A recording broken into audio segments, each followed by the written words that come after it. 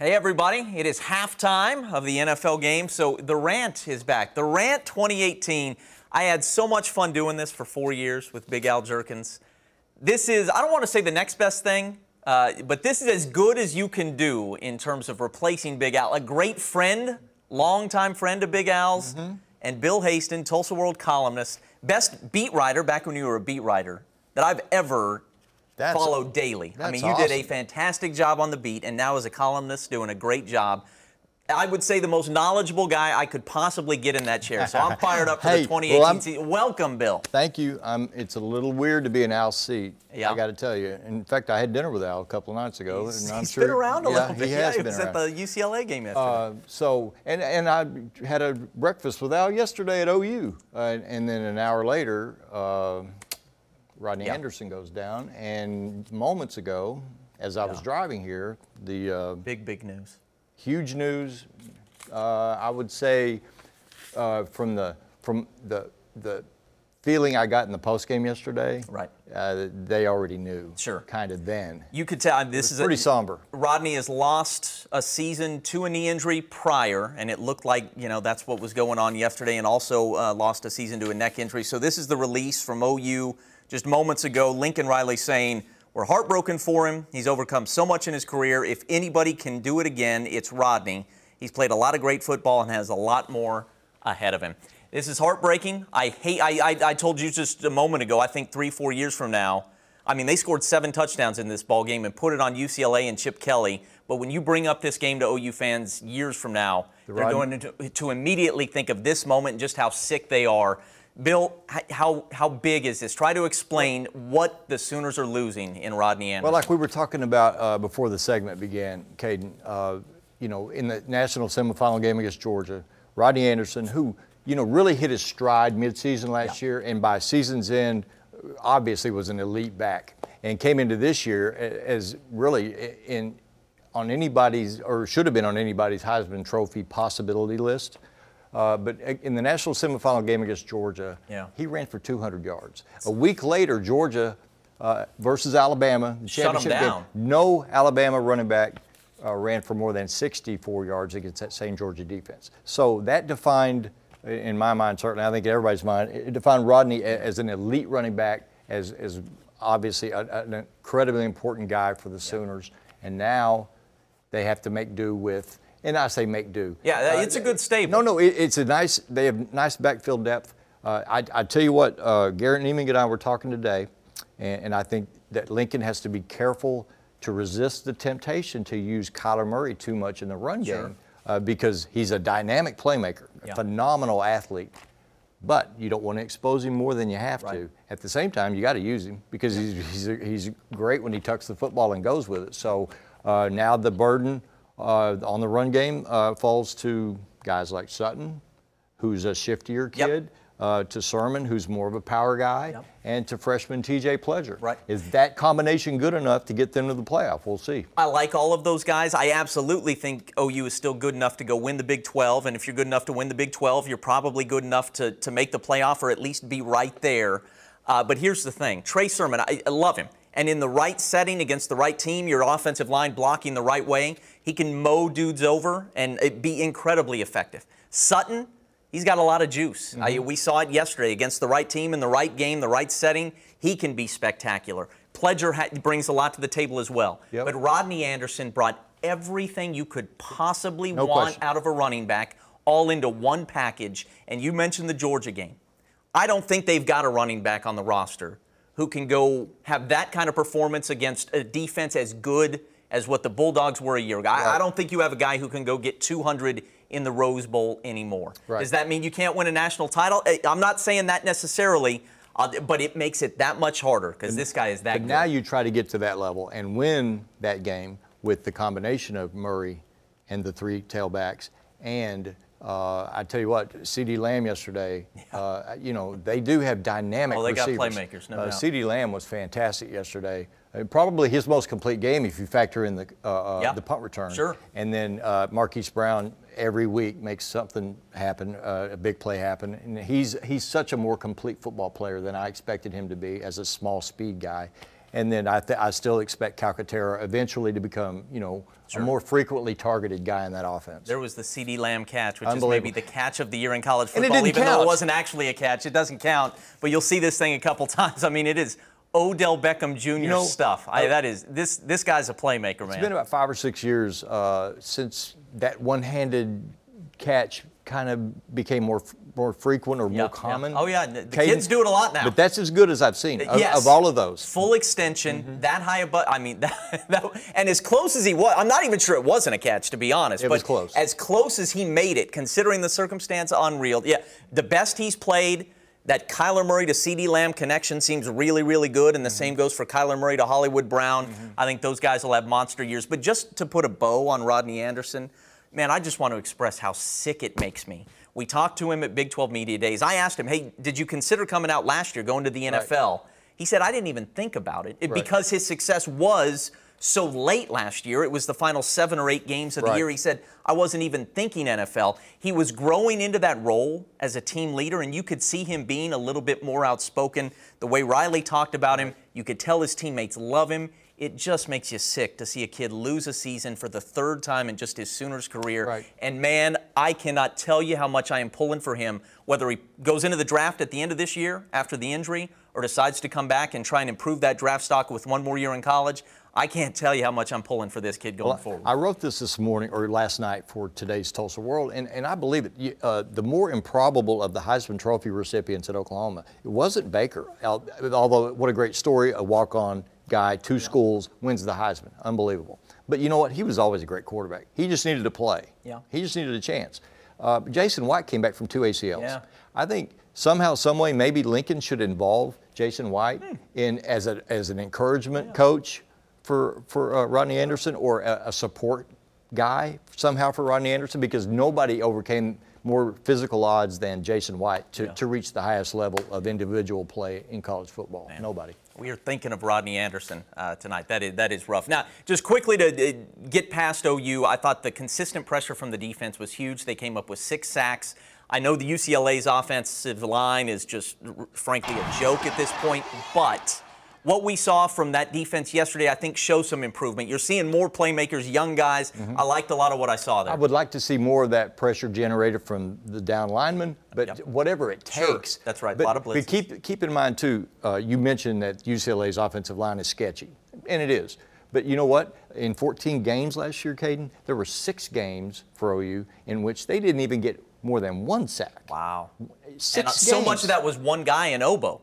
That's right. Yeah. Obo was This was a lot of different guys. That's right. And there was just 1 game last year against Baylor when they got 4 sacks. They never got 6 sacks in a game. So if this is, even if you have to trick it up, if you have to do it with stunts and blitzes or whatever, if you can consistently generate that kind of pressure, man, that bodes well for the rest of the season. But you're right. They'll face way better offensive lines than what they saw yesterday. Sooners at Iowa State next week, and of course they lost that game a year ago. So big chance. Yeah, but it's your Big 12 opener. But yeah, they have the Sooners' attention, no doubt about that. No doubt. But I mean, Iowa State yesterday. It didn't look good, but that's a rivalry game. That's against a defense and a team that I think is legit. I bet you Iowa State offensively plays a whole lot better. I bet they're a much bigger challenge than you would think coming off of what we saw yesterday. I've covered too many games at Ames to know that you can't just show up and expect to win. You've got to earn it. But you know, Iowa State didn't get to play that first week. That was their first game. And so, you know, whatever opening night rust they had to knock off, they had to do it at Iowa in a rivalry game. So that was a little bit of a tough assignment for Iowa. But no question, OU at Iowa State will be tough. I've seen really good teams from Oklahoma, OU and OSU, get stressed or even beaten at Ames before. We've got Tulsa and Texas to talk about. Would you call it ends up 28-21 as the final. It was 21-0 Texas at the half. So TU played really a very fine second half to give themselves a chance to scare those boys and let Texas, maybe just fumble this thing away. Would you call this a moral victory, especially considering the way it started with the Luke Skipper interception on the first play of the game? Right. If I'm okay, I'll just put myself in Philip Montgomery's place. And if I'm Philip, I'm sick. Because it was right there. TU, oh my goodness, think of the squandered opportunities. If he reflects on those squandered opportunities. The field goals missed. Oh my goodness. Dropped in the end zone. Yeah. I mean, Yeah. So no, I think it's, considering the response to the 21-point deficit, I think ultimately the takeaway for Phillip has to be, and really everybody in the program has to be, equal parts being, sickened that they didn't finish it and win it. Right. Because Texas is really vulnerable, and Texas tried to lose that game. They did. And, those guys are a long way away, man. I'd say, Cayden, that they're equal parts disheartened and uplifted, because I mean, what a great response. Yeah. They didn't quit. They didn't just let the clock run out on a blowout and get back to Tulsa. They played their butts off, had a chance to beat Texas, and I think it was an important game for Luke Skipper too. Yes. I would certainly, there were two things that I think are really, positives that can be built upon going forward. One, the defense. I mean, it's hard to quantify how bad they were a year ago. We know that injuries factor into that. But, Sure. I mean, they gave up more big plays than anybody in the country.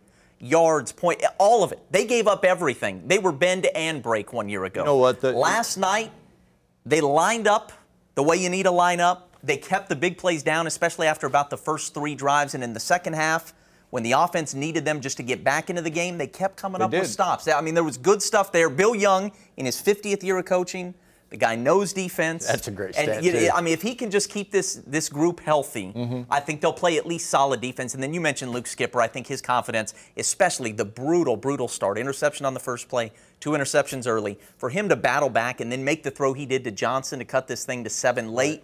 I think there's some really good things going forward. And look, this Arkansas State game, I've said going back to the start of the year, biggest of the year for this team, I think.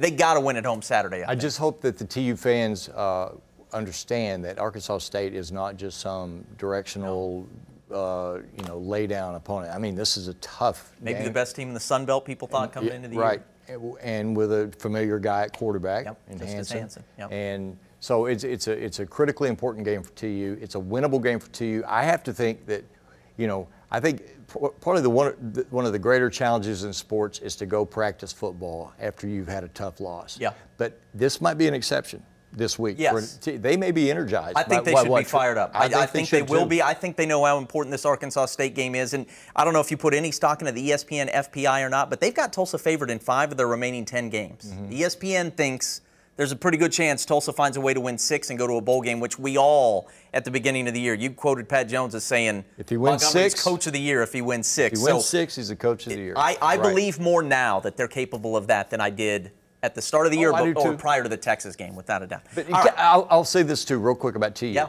Last year, you're right, dismal defensively, but that team had 7 major knee injuries. Yes, they led the country in injuries. It was apocalyptic. Yeah. It was just awful. That's right. All right, we'll wrap up with Oklahoma State, and really the storyline here is what's still to come, not necessarily what happened with South Alabama last night. Taylor Cornelius throws for 428 yards. They win big. They score 55 again. But Boise's coming, and you've done some research on Boise. I mean, from what you've seen, Taylor Cornelius' first 2 games, how does he project against a team of this quality? What are you confident in? Well, I'm gonna have to. And what are you concerned about? I'm gonna have to go to my old school cheat sheet. I here. like it, man. Okay. It's not on your iPhone like the kids. Okay. Well, no, I've got a bunch on my iPhone too, but this was just stuff I was jotting down during the Dallas debacle. But Taylor Cornelius, if unless they start run blocking better. Okay. Which is, let me tell you. All right, let me read off some numbers to you from the South Alabama game last night. Chuba Hubbard, 6 for 46. Right. Justice Hill, 9 for 32. J.D. King, 9 for 32. Okay? Those guys, especially Hill and Hubbard, and for that matter, L.D. Brown, they are special playmakers if you get them to the second level of the defense, Cayden. If you don't block for them and you don't let them get to the second level, they're average guys, just like any other back would be. So OSU's got to step it up with what Gundy and others predicted all offseason would be a better offensive line. To this point, I'm not seeing it. I'm not seeing an offensive line that should have just mashed South Alabama. And Justice Hill, if you get him to the second level, it's a coin toss. Yeah. He might score.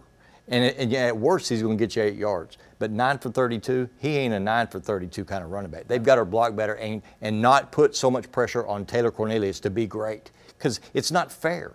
He's a former walk-on making his 3rd start of the year, while Brett Rippon, Mark Rippon's son, for Boise makes his 38th, or what I tell you, 38th to 39th start at quarterback for Boise. So, you know, the OSU has the advantage of playing at home, and OSU has the advantage of a phenomenal backfield talent. Yeah. But if you don't block for them, you are not taking advantage of that. If it's 17-7 Boise at the half in this thing, oh boy, is Cornelius coming out in the third quarter, in your opinion, or do we see Drew Brown? Well, you got two considerations, quarterback production and the psyche of Taylor Cornelius. If you pull him in that situation, do you lose him for the rest of the year? Is he damaged goods from that point? I don't know. Yeah. I don't know. I think you have to consider that. And it is an interesting situation at quarterback going into this Boise game. And I think a lot of us have said for months now, if he wins, he's probably the QB into November. I know. If he doesn't, and we're having this talk about a team that leads the country in offense. Yes. They lead the country in offense. And he hit more deep throws last night. I mean, a lot of that stuff looked a lot better. Mm-hmm. I like Cornelius, but everything you just brought up is the offensive line has not blown open holes in these first two games like I would have expected, and I don't know exactly what to make of that. I respect that defenses perhaps are playing them that way and stacking the line of scrimmage and saying we're going to make Cornelius beat us with his arm, but you still think they would have found more running room than they've been able to. I don't care who they play. I mean, you cannot squander that level, that kind of talent. Yeah. Justice Hill doesn't need a lot of help, but he needs some. And if you give him that little bit, I mean, you saw what he did. You saw what he did last year when he just had a little bit of an opportunity. He made big plays happen, and you can't squander that because then you put too much pressure on Cornelius to be perfect and to make those big plays downfield. And when OSU is at its best with this group this year, they're going to be running the football 55 times. They're not going to be throwing it 50. All right, the Packers and Bears are back in action, but because that's already 17-0 and Aaron Rodgers is out and we know how this story's going to end, I'm going to go at least another minute or two. Let's hear from Mike Gundy after last night's game. This guy was loose. I want Bill's reaction to this. Mentality issue tonight, or really hard for me to tell from down there. Best way is to watch the TV. I can watch a lot more and see it, but it looks bad when the head coach is always watching the big screen and not watching the game. But it's more interesting. This is really good too. I mean, this is tropical smoothie cafe. I'd have brought a lot to share. Throw a little vodka in there, it'd been a lot better. I have a ride home for everybody out there. So I mean, I'm not driving, so. That guy doesn't look too worried about Boise. No. He's a pretty good poker player, probably. No, but I mean, you know this guy as well as any of us media people. Right. I mean, what do you make of it? I think it's a diversion. Yeah, okay. So you don't ask about his yeah, that's right. If I do something goofy, they're not going to ask me the tough I don't care tomorrow if he brings a giraffe, if he wears his hair in pigtails. I don't care. I'm going to ask him about this crappy run blocking they've had so far. I mean, because it's essential, it's critical. No, I mean the smoothie thing was, you know, he's on a roll. He's getting more creative. He's bringing his dog. He should be on some smoothie billboard somewhere after that. No. He's got a personal merchandising deal that's about to be announced. Oh, yes, he does. And stuff like that got him that deal. We expect you to break that news on the Rant, Bill. No, I'm kidding. Well, we'll see. It'll be soon. Man, this was fun. Bill Haisten, thanks so much for being here. He's going to be here all year long on the Rant, brought to you by Jackie Ford. All right, we'll send you back to the game now. Third quarter, Bears leading the Packers 17-0. Take care, everybody.